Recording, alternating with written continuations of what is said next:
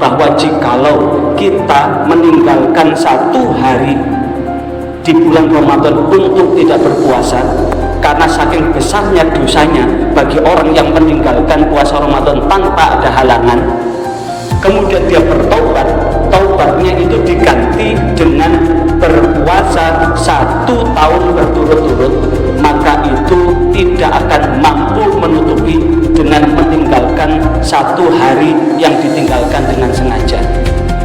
Assalamualaikum warahmatullahi wabarakatuh. Alhamdulillah, Allahumma salli wa sallim wa barik ala sayyidina Muhammad wa ala alihi wa ashabihi wa man irtadah, ma ba'd. Hadratal muhtaramin wal muhtaramat, para kiai, para ustad, hadirin hadirat ingkang dahat kinurmatan. Alhamdulillah, hari ini adalah malam yang kedua dari apa yang diputuskan oleh Bapak Menteri Agama yang menetapkan bahwa 1 Ramadan jatuh pada hari Kamis tanggal 19 dan hari ini adalah malam yang kedua. Maka pada kesempatan ini saya sekitar 5 menit mengupas tentang ayyamam ma'dudat, faman kana minkum maridun aw ala safarin fa'iddatum min ayyamin ukhar. Ayyamam ma'dudat, hari-hari berpuasa telah ditentukan.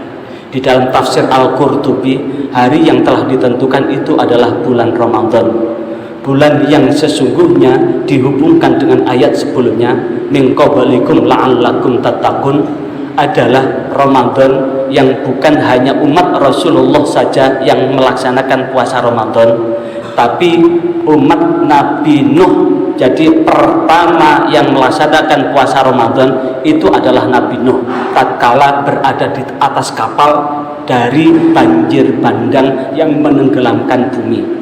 Bahkan di dalam tafsir Al-Qurtubi masih, maka umat Nabi Musa dan umat Nabi Isa pun melaksanakan puasa Ramadan.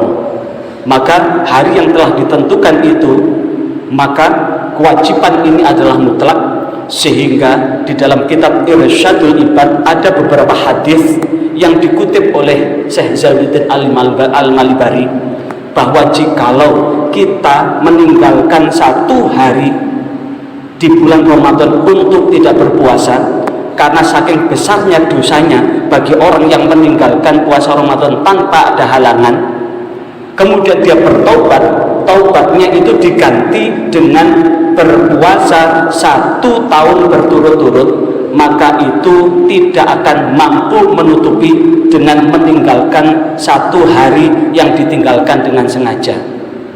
Yang boleh untuk berbuka, yang boleh untuk tidak berpuasa hanya ada 2, maridun au ala safarin.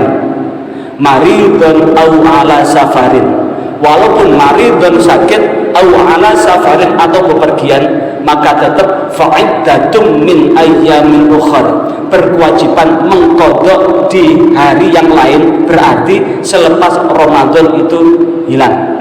Cuma parameter indikator maridun yang bagaimana, sakit yang bagaimana, maka tentu sakit dalam beberapa kategori. 1, dia sakit jikalau dia pergunakan untuk berpuasa bertambah sakitnya.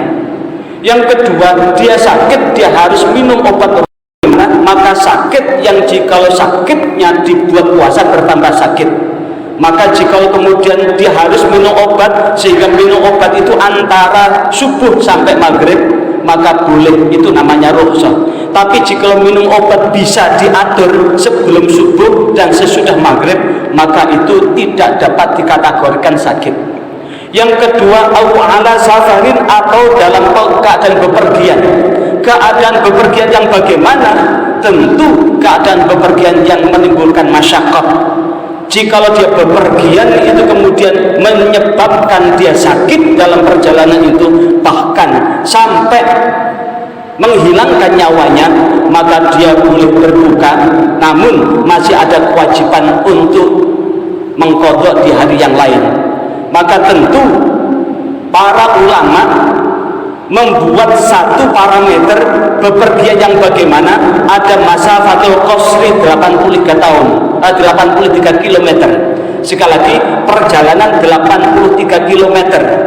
dalam kitab Fathul Mu'in, perjalanan yang membolehkan untuk qashar adalah perjalanan sehari semalam.